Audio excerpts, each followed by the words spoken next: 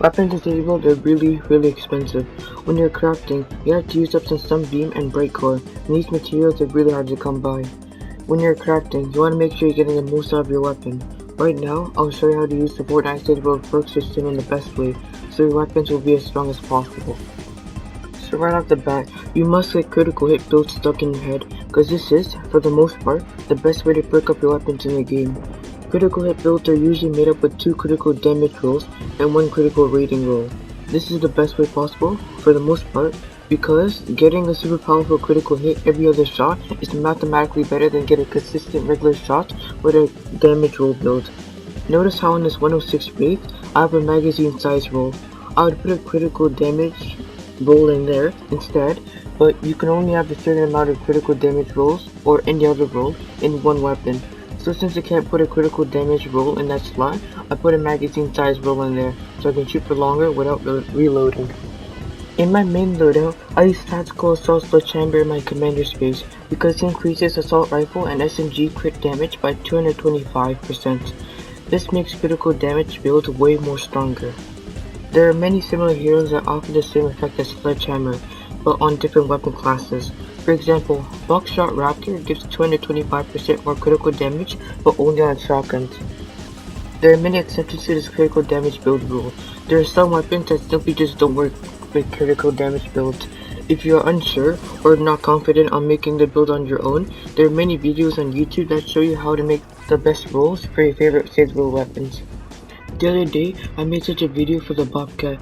I put the standard double crit damage and critical rating, and for my extra roll, I put 45% damage to afflicted targets because it'll complement my 6th perk that causes affliction damage to enemies. Here's an example of an exception. I made my Obliterator a headshot build because I mainly wanted to use it with defenders. The weapon is made perfectly for them. Elements are really important to consider when perking up your weapons. This topic is huge and I'll probably make another video talking about it entirely, but I'll quickly talk about how elements affect guns in Save the World. So real quick, elements in combat are like a game of rock, paper, scissors. Water weapons do more damage to fire enemies, fire weapons do more damage to nature enemies, and nature weapons do more damage to water enemies. At the same time, fire weapons do little damage to water enemies, water weapons do little damage to nature enemies, and nature weapons do little damage to fire enemies. Energy weapons do okay damage to all elemental enemies, and physical weapons do less damage to elemental enemies, but great damage to normal enemies. All weapons do 100% of the damage to normal enemies. An elemental weapon against a husk of the same element would do okay damage, but it's better to bring the element hard counter. For example, water on fire is better than fire on fire.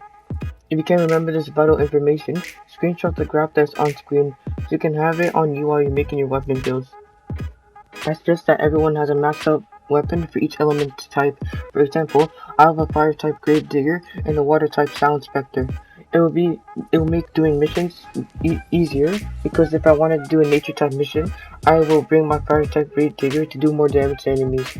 You shouldn't have an energy or physical weapon unless the weapon is locked on these types.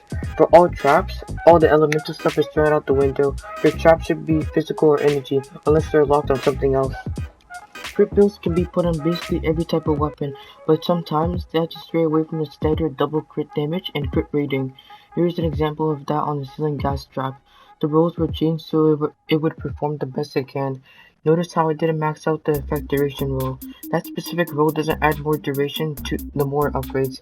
If it shows that the effect duration is up by 30%, it will actually do 20% in game. It's a strange bug that needs to be fixed. I will now leave you off with this. Critical hit builds are the best way to go for the most part. If you're unsure on how to roll your weapons, it's best to be safe and seek the help of someone online. It costs lots of time and effort to god roll your weapons, so if you do it, make sure you're doing it right the first time, so you don't have to go back and make any changes that cost you a lot to reperk. I hope this guide will help you with your Save the World playthrough, and I'll see you in the next one.